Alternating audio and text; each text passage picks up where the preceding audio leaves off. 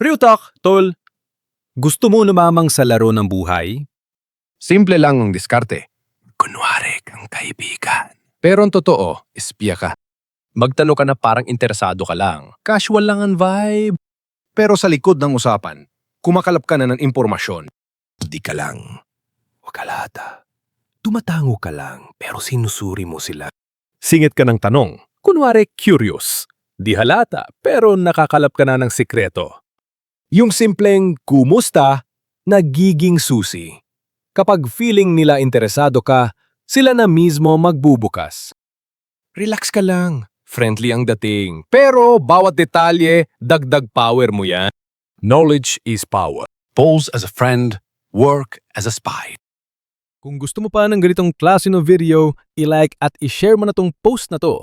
At syempre, don't forget to follow Lifehack PH para lagi kang updated sa mga tips na pwedeng makatulong sa'yo. I-click mo na rin ang notification bell para ikaw ang unang makakita sa susunod kong content.